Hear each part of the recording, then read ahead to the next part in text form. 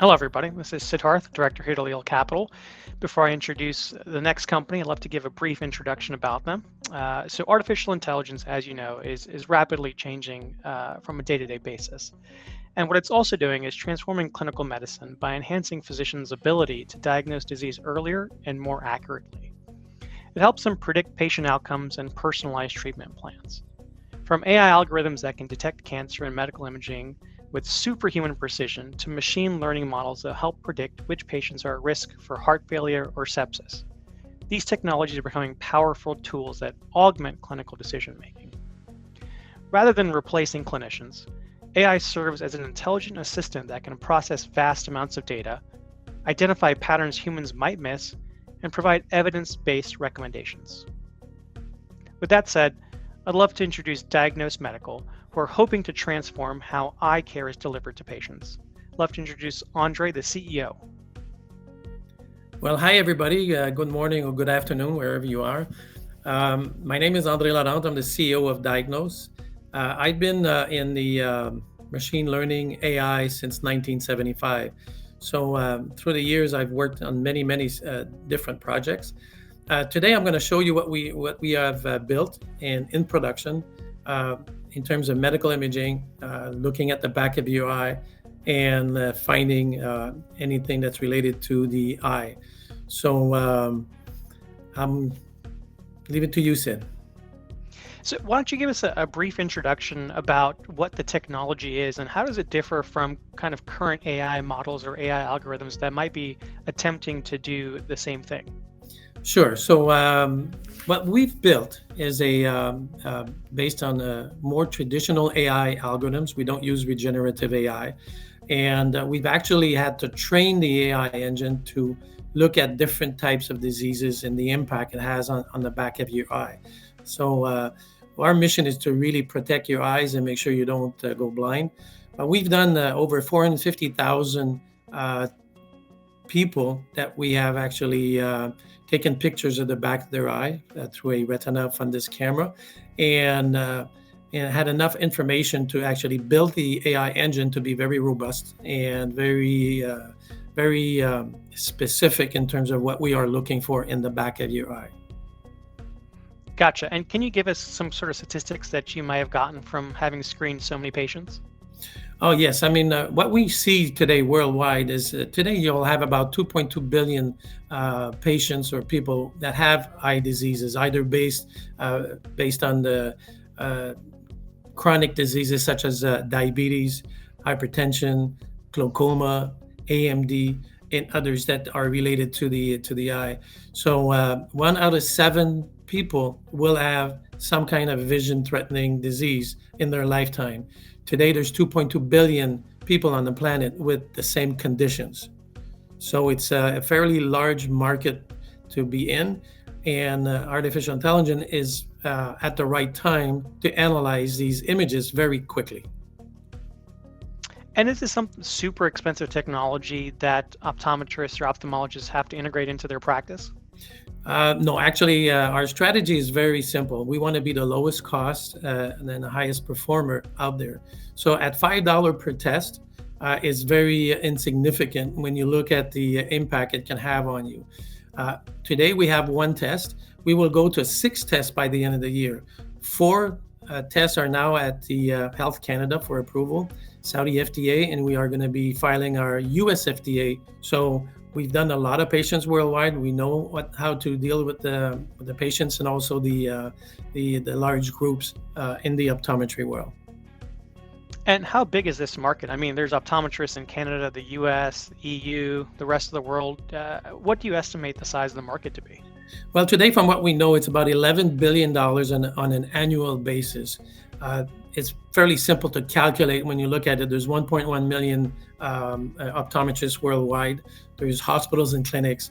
If you multiply all these sites, you take an optometrist who does 7 patients per day times 320 days times the number of optometrists out there, you will get to our numbers of about $11 billion. And this is a recurring revenue. So it's not a one-time thing. Once you start having prescription for your eye, for your vision, you will be going pretty much every year or second year for an adjustment in your vision eyewear, and then you're going to take the test again. So at least you can have a very good prevention program over the years. And as you start to expand both in Canada and the US, have you thought about partnerships with big names? Well, the only way to grow our business, we're not going to hire 200,000 salespeople. So we decided to go to a partnership program. And the largest company in the world, called EssilorLuxottica, they actually had a bid process because they were looking for a company that has the technology we have. And we actually beat everybody on the planet. So Americans, Europeans, Chinese, they actually did a very large due diligence on Diagnos. Now, what we have with them is we have a distribution model with them. So we're going to be training their salespeople, and they're going to go out and sell. My cost to them is $5, so they're going to resell it probably $10. But the neat thing is all these salespeople will get paid by Essilor. I don't have to pay for them. So it's a huge sales force that will be created by this synergy with our partners. We have other partners that are smaller, very niche oriented in the medical world also. And any traction in Canada with either the private or public side? Yes, we've signed the largest optometry group in Canada called New Look. They own about 6 or 7 banners across Canada, 500 stores, and we've signed an 8-year contract with them. So the idea here is to make sure that we can test as many patients as we can to make sure they don't lose their eyesight. So and their mission is also to make sure that nobody loses their eyesight. Fantastic. And as you start to think about the rest of the year heading into 2026, what are some big events that you're expecting to happen this year? Right. So our biggest milestones are the following. So we filed Health Canada, so we're working with them right now to get our classification. We've also filed in the Saudi FDA, so same level, same place. So these two are in the works right now. They're pending. Our third one is to provide the US FDA submission.